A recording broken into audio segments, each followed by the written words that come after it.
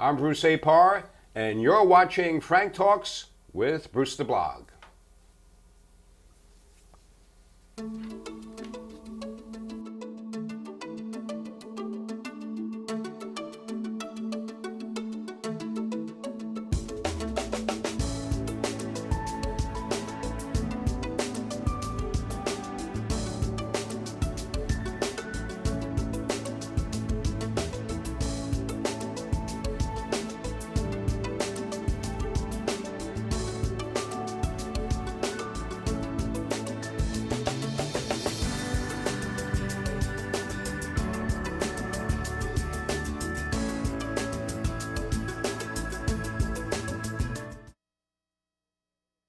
Talks with Bruce the Blog is brought to you by Townlink TV and our parent company, Chase Media Group, publisher of, you guessed it, The Penny Saver. And we want to thank our CEO of Chase Media Group, Carla Chase, and my co-host, who is not here, Frank J. Rich, for putting us up every week and bringing us to you. You can also watch us, by the way, on YouTube by searching for Townlink TV, and you'll see all the past shows come up. Frank Talks with Bruce the Blog is a regular show on this channel and on YouTube that talks about all the good things that are going on in the community, brings you interesting people who are helping to improve the quality of life for all of us. And if you know somebody that you want us to have on the show, and maybe it's even yourself, you can just email me at bapar, that's B-A-P-A-R, at chasemediagroup.com. And now we're welcoming our guest, Chris Sciarra. Chris, who actually has been with us on the show before, with the rising country pop star Jessica Lynn, right? Who is really coming along, right? Chris, Yeah, you just, you're going to release. We released it to PBS. You did release the new CD, right? The package, sure. Right, and she'll be also playing at the Relay for Life, her band. The Yorktown Relay for Life. Yorktown Relay and the Grange Fair. June 14th. And the Grange Fair is September. Right around September, the end of the summer. Yeah. Third week in September. Yeah, it should be a great show, right. great outdoor. Right. And by the way, what website, for people interested, in hearing her music, what's the website? You can go to daydreamerproductions.com. Right. You could see it on Jessica Lynn's website. Right, okay. And you could listen to her music and get the dates of when her performances. Her performances. Yeah, right. Yeah. We'll be doing a couple more performances at Town Hall for rehearsals. Yorktown. Yeah. We use the Town Hall boardroom. Right. It's great. It's absolutely great. Nobody will be bored, I'll tell you that.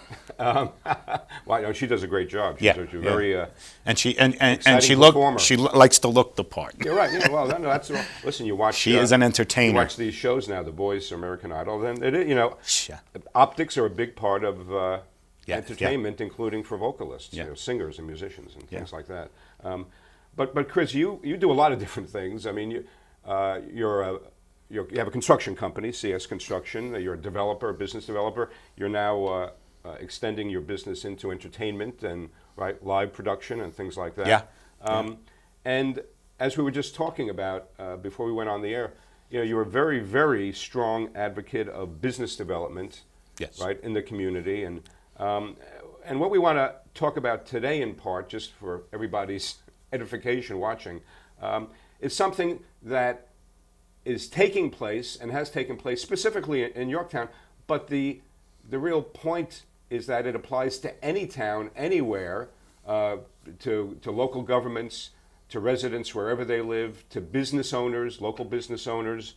And I guess one way we could define the subject is, if we were asking a question sort of like a college essay, can open space and economic development in a community coexist and be mutually beneficial, right? I mean, that's a big absolutely issue. Has to. Right, right. I mean, it goes hand in hand. Sort of a rhetorical question. I mean, the answer is they have to. However, there are certain factions of people, whether you want to call them special interest groups or anything like that, who may not agree, and they don't agree to one degree or the other, how much economic development and open space should coexist. In the same place. So if there's a small piece of open space land in a community, and somebody wants to develop it for business purposes, that's where you begin to see opinions diverge. Sure, Right? sure. So the specific situation that even if you don't live in Yorktown, you may have heard about because it has gotten a lot of play in the media, to say the least, is something called the Winery at St. George, which is in Yorktown on Route 6 in Shrub Oak. It's a 101-year-old structure now. Just had a birthday. Yeah, now it's 101 years old. Yeah. And an entrepreneur, Tom DiCiaro, who has a very impressive background as a technology executive at IBM, actually. At IBM. And he still does actually some of that on the Yeah. side, consulting and things like that. He's also a professor in Washington. He goes down Right, there. he was an adjunct professor, that's right, at Catholic University in Washington. But anyhow, this is the typical Tom DiCiaro and his brother John. You're talking about the typical American dream. He wanted to create a unique business, and he wanted to create it in Yorktown because the venue was perfect. And yet, for years and years and years leading up to right this moment, he has had quite a difficult time being able to realize his American dream. Accomplishing. Right. And Chris, you've been involved with Tom from Day the one. very beginning Day one. Of the winery, going back to the previous owner that he purchased it from.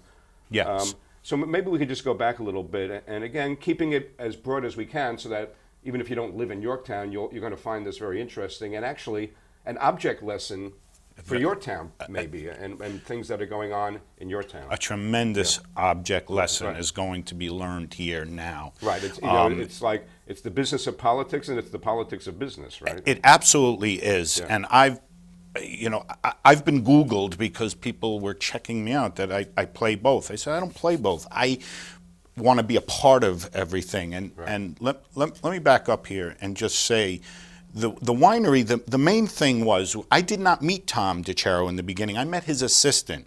And from the day I walked in, it had already been somewhat renovated and painted by the previous owner who was denied the process at the 9th hour. And, your show isn't long enough to go back to 2007, Right. but it's going to start coming out because enough is enough. I've been quiet too long out of respect for everybody because my construction company's on its 28th year and I work for everybody. Right. You look at my reference list and it's a laundry list of all of them. And by the way, Departments. as you know, my home is 20 years old, and you did work on that when it was first built. First right? built. And that I go back a development, long way. I'm finding I'm on a third generation of people that their kids are calling me. And so you and part of the point there is you have very deep roots in Yorktown. Very deep. Yeah. I came here in '75. Right. I started when I was very young. I started working in the field. I was 14. Right.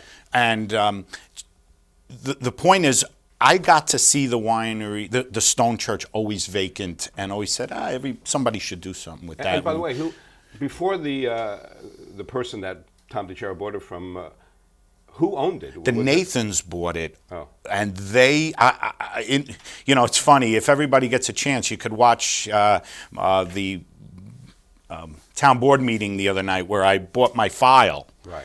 And in that file is a history of the winery. the winery, okay, that's interesting. and Yeah, all right. my hard work in Westchester to Right. bring businesses to this community, Right. because we're traveling outside the community Right. to go to places like Trader Joe's.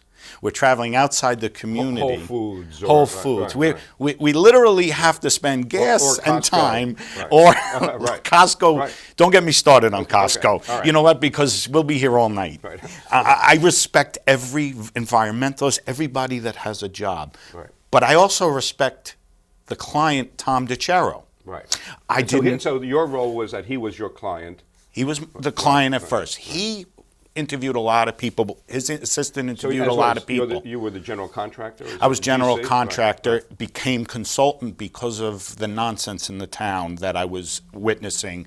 What had ultimately happened is the assistant was trying to get an addition put into the wetlands based on one of our chairs in our town's design. Right. And I rolled it up. I said, don't waste your time. But I will get you 2 bathrooms, and I will get it done. Well, Mr. DiCiaro liked that. Right. Then on the first meeting, I remember it was a cold, cold night in the winery. It was empty. And I got to meet him, and he was a little, you know, I feel people out. You know, can I work for you? Can we work together? Yeah. And I saw that he was interested in my knowledge, and that is really what my company's all about. Right. Anybody can do construction. Anybody can be a competitor. I don't have a competition of anybody. I love working. When you ask me for something, that's what I do. Right. So when he asked me that, and then I started to dig a little. My first trip. Now, what did he ask you? What was the exact question? How do you think you're going to get a bathroom in here? Right. I said there's an existing foundation out there where a small roof was over it. Whatever it was 100 years ago, you're going to use that. Right.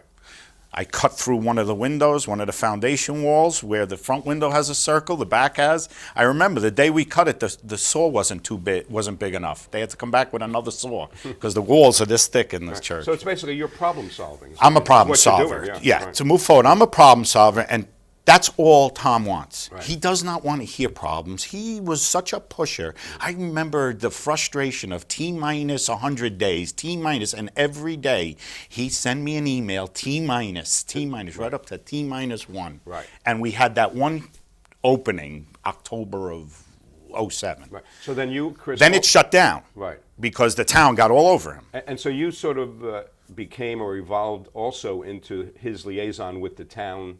I had to. In terms of the red tape you have to go through. I had and the to. paperwork. I got pushed into that by default. What happened was he was taking his dream when he lived in Sausalito. He loved Sausalito. He took me out and educated me in San Francisco. He lived in Sausalito 5 years. Which is saw beautiful. this building. Sausalito's beautiful. Yeah, he saw this building and he said, "This is where I'm going to put my dream." His winery. His winery. Right. Now, when every board member, when I would just kind of go and listen, would say, "Well, you just want to be a restaurant. You just want to be a bar." Yeah, because everybody wanted to make that a bar and a restaurant. And what's wrong with that? I'll tell you what's wrong with it. He spent $7,000 on each tank. Right. He spent all that money having me put a drain in the floor and the water so he could push the grapes that he was going to grow on a farm. Right. I stayed out of that. That was starting to get too political with the people I knew in town working with the building department. I didn't want anything to do. I renovated based on my permit. Right. The minute I got him the residential C, now let's back up a minute. The minute I took that project, I knew the first person to go to was Michael Grace because he had been the town attorney. Who is the current town supervisor running for re-election this November? I knew his knowledge because I had a problem with the town on a project I was doing, building my own house with a sewer. But Michael, at that time, was not the town. He was not the town attorney. He was an attorney. He's an attorney. Yeah, right. And he had been, not at this time, but going back, he was the town attorney for many years. He was once. Then they actually brought him back in. Right. I just said, this guy's got to know. Right. And the fact that he was so honest with me and so upfront, don't worry, they're not. You know, they can't do that legally. They can't. And I said, wow, I'm a young guy I just had a baby. Right. And I'm like, wow, thank you. You know, that was shooting it straight to me. But the second person I went to was Bill Gregory, because he knew everything. And Bill said, of the building department at the time. Yeah, you could either be a residence, a church, or an office. Okay, I'll work on those. So it could be any of those? Yeah. Right, okay. Yeah, so we went for residence. With certain alterations, obviously. Put a bathroom. Right. You have to have a shower. Right. You have to have a bathroom. So I did it. And he's saying all of those three types of venues would apply in that case. Yes. Right. Okay. Under the code, under the law. Then when it got sticky and it really we had to go for zoning approval. Right. Well, to be a winery. winery. Right. You need to do that. But that's to be a winery. They didn't have a law for a winery. And everybody that ever said that Tom DeChara wanted to make a bar, to this day, I cannot tell him how important it is to put martinis in there and make money. Right. He wants to be a wine and beer, and that's it, because it's his dream. He does not want to be a bar. And everybody that said in these town work sessions, you're just trying. Mainly Nick Bianco, because he once said at one of the meetings, he said, "I went up to that farm where you're growing grapes. You're not growing grapes," and that's recorded. Right. After the meeting, I said to Tom, "You spent $50,000 up on that Hanover farm, and you're not growing grapes?" Because I never went up there. Right. I was his liaison. I stayed out of it. I did not want to step on Bill Gregory's toes, John Tegeter's toes. So was he or wasn't he growing grapes? He was growing grapes. Right. When they matured 3 years later, and we didn't get the approval, county mowed them over. I have a receipt. Well, you know, I'm sure, and we all have. I'm sure, like the grapes, Tom was crushed.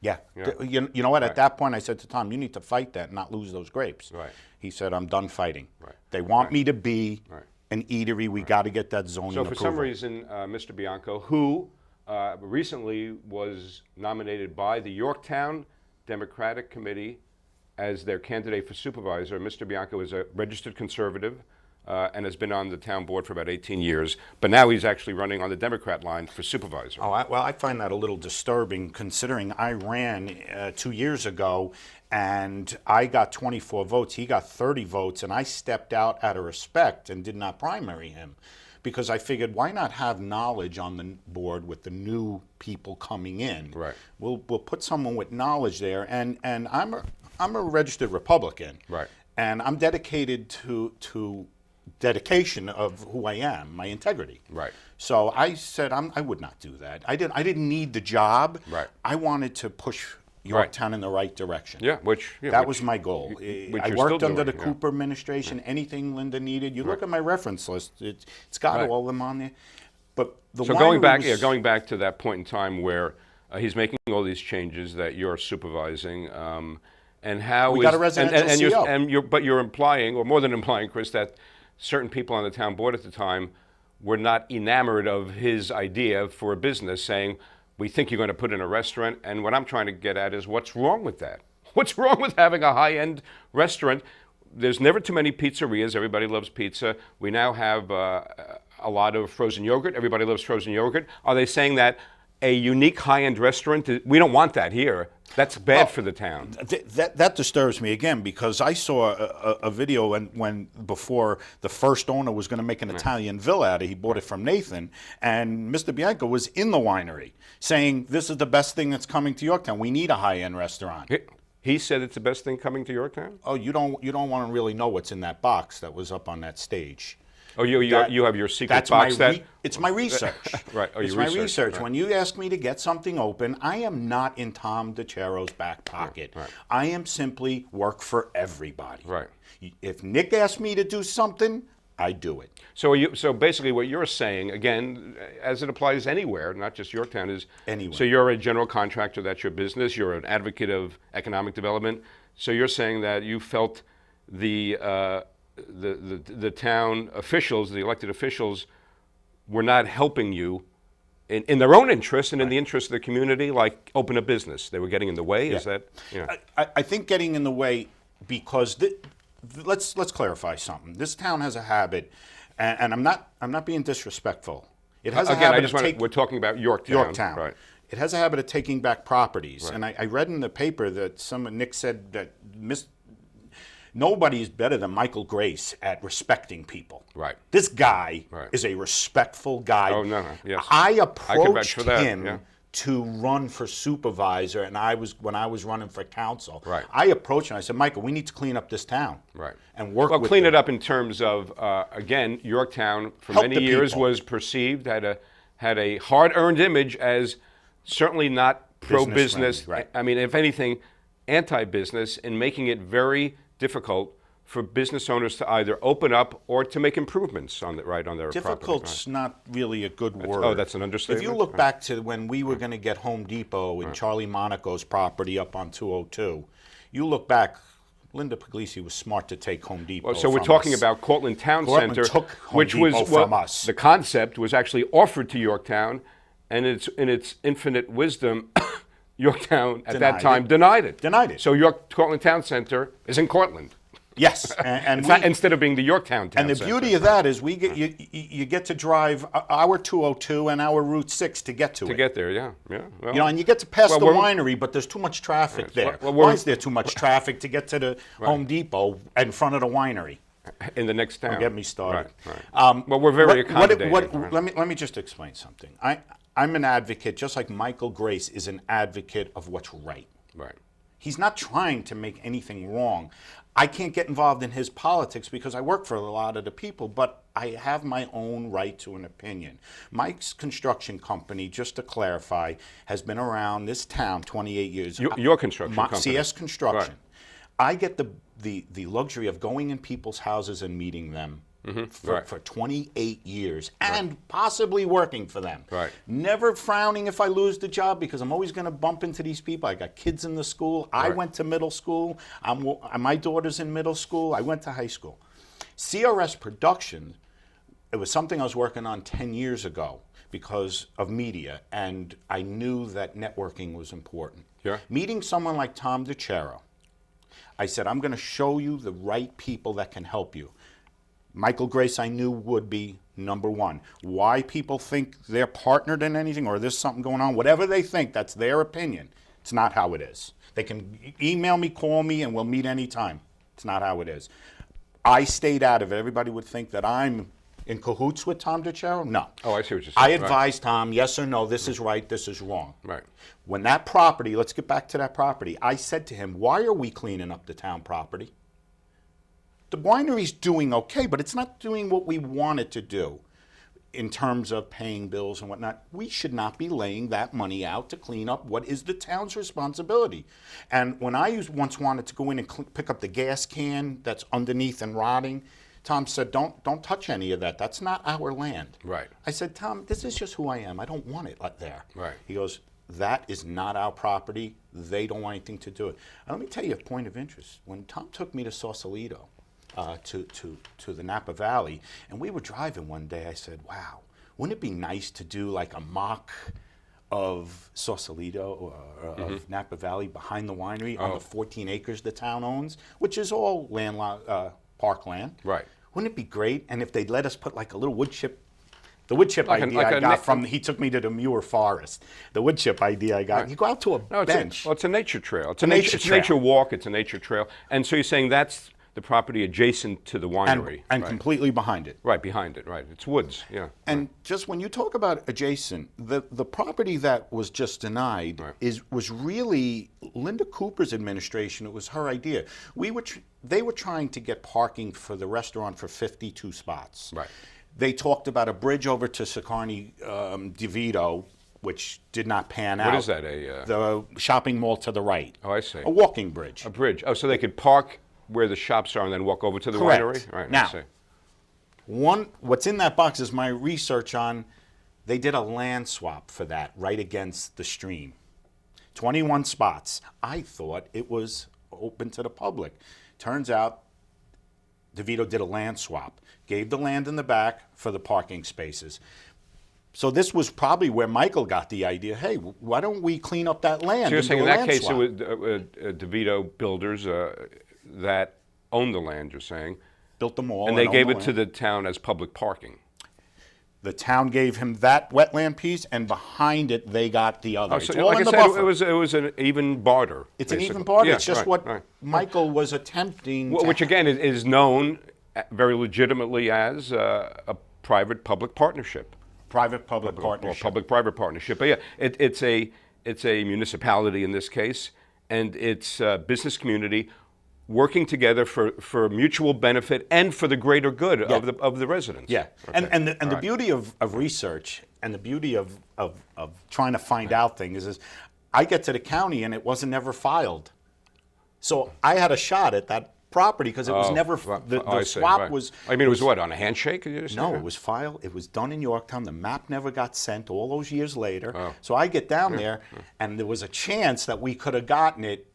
And it was already under documentation. You know what it sounds like to me, and I wasn't involved in any of this. I'm your. A lot of people don't know about it. I'm your humble interviewer. Yeah, right. But they I'm don't saying know. What it sounds like again, it's universal. It's reasonable people working together That's right. to accomplish something to improve, as I said at the top of the show, the quality of life. Quality of life. Yeah. What better quality of life than a 100-year-old church that was built by the woman that lived across the street, Amy Hines, for her late husband. Right. And I went in front of many boards saying he must be turning over in his grave, that this business is 28 years dormant. The last mass was 1983. Right. I couldn't let that happen under my watch just because who I am. I didn't make a lot of money. Right. There wasn't a lot of money to be made. It was my heart into it. And by the way, what's really cool, is I don't have to tell you, is when I've been in the winery, almost without fail, you'll run across somebody you don't know who will say, oh, I was given communion here. I mean, it's really neat, the historical, historical. continuity. Yeah. From what I understand, one of our bishops was an altar boy there, but I would have to all right. investigate that. Right. But I loved his dream. Right. That was all I was interested, because Right. CS Construction you want to help people, you want to do it. When this happened at the town, I didn't know that it got denied.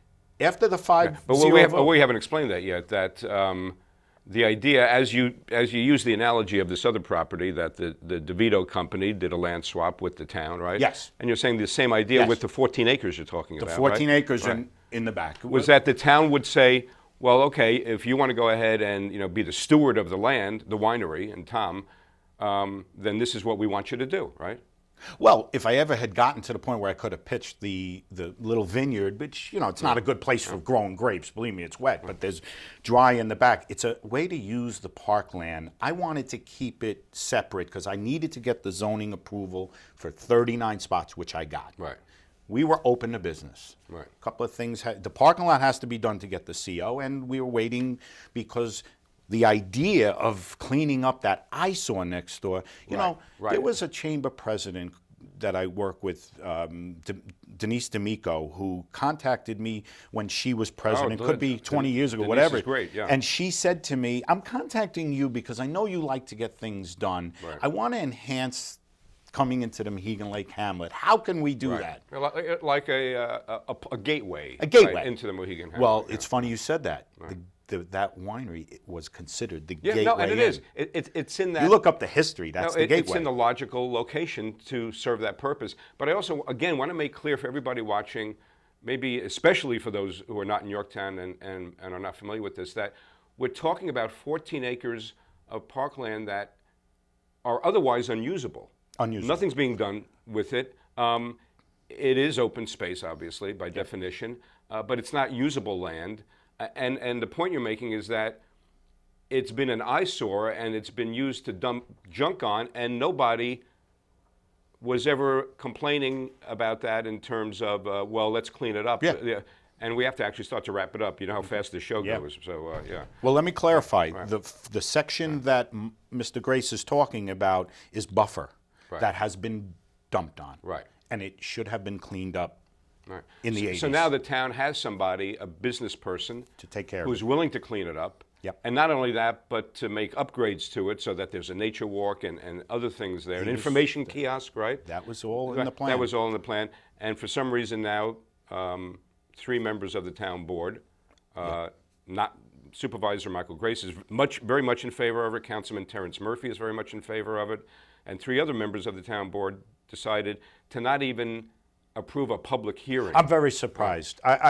You watched that Tuesday. I got in front of the mic. I was Mr. Patel, Mr. Pagnelli. I don't even want to call them Mr. anymore, and Bianco, because I am that man. Well, they have their right to their opinion. They do, Yeah. but they voted 5-0 when they made DeCero jump through the hoops of doing the site plan to make it that way. Right.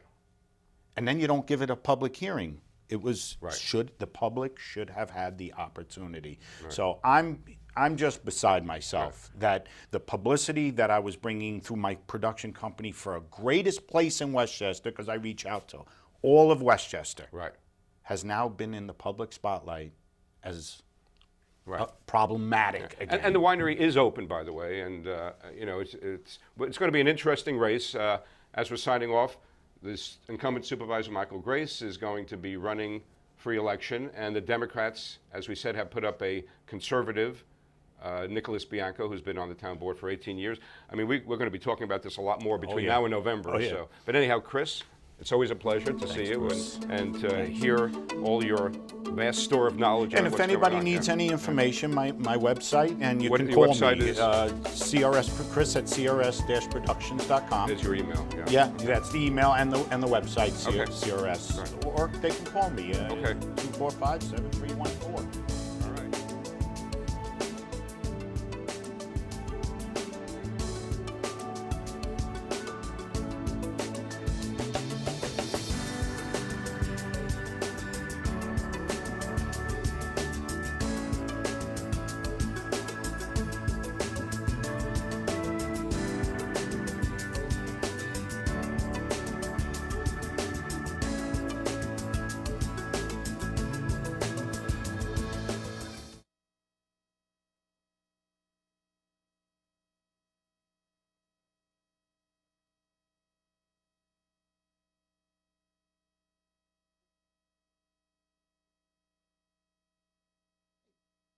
Tom last night. Tom got